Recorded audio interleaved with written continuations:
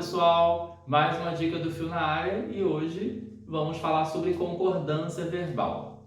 E o que a gente vai falar sobre concordância verbal? Vamos falar sobre dois pontos que a gente vai incluir como regra geral. Tá? Então, quando a gente pensa em concordância verbal, nós estamos falando da concordância do verbo em relação ao seu sujeito. Tá? Então, veja que o sujeito ele vai ali, a partir da sua estrutura, se ele for simples ou se ele for composto, vai determinar se o verbo ficará no singular ou no plural ou em que pessoa do discurso, ok? Então vamos lá. Quando a gente tem verbo, né, com sujeito simples, o verbo sempre concordará com o núcleo desse sujeito. Mas espera aí, como assim? Vamos observar o exemplo? Nós temos aqui, ó, surgir, nesta última década, inúmeras empresas. Tá? Aí eu faço a pergunta, o que surgiu?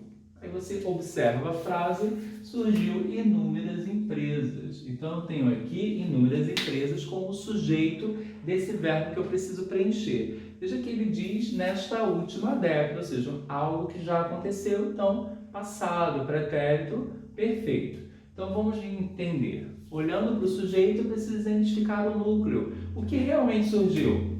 Empresas. Então, empresas é o meu núcleo, veja que ela está no plural, essa palavra. Então, esse verbo estará no plural. Empresas é uma terceira pessoa, então eu vou colocar esse verbo na terceira pessoa do plural do pretérito perfeito. Então, eu vou dizer que surgiram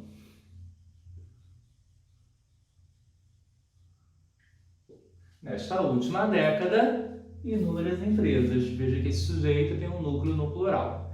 Agora, quando eu vou para o ponto B, eu vou analisar o sujeito composto, que eu tenho dois pontos de análise. Se o sujeito estiver antes do verbo, o verbo somente ficará no plural. Se o sujeito estiver depois do verbo, o verbo pode ficar no plural ou concordar com o núcleo mais próximo.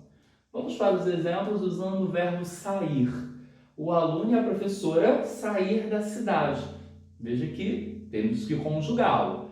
Percebam que é uma ação que já aconteceu, pretérito perfeito novamente.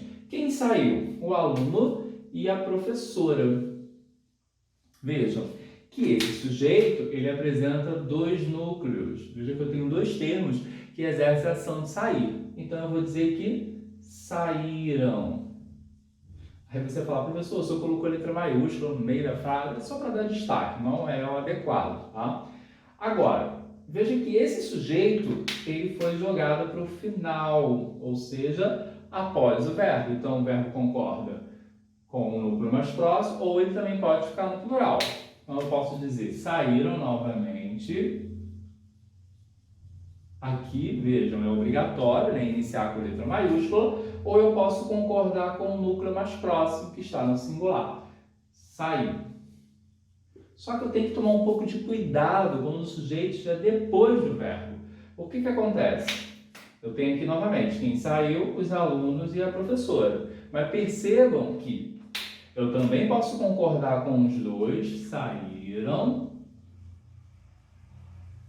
Mas existe uma questão aqui importante. O núcleo mais próximo está no plural. Então, eu só posso ter, nesse caso, verbo no plural. Tá bom? Então, esse é o cuidado que vocês precisam analisar com o núcleo mais próximo. Se ele estiver no singular, vai existir a possibilidade do verbo no singular. Se ele estiver no plural, eu só vou ter uma possibilidade do verbo, que é o plural para os dois casos, né? Para as duas possibilidades. Tudo bem? Se gostar dessa dica, curta, comentem, compartilhem e indique para outros amigos se inscreverem também no nosso canal.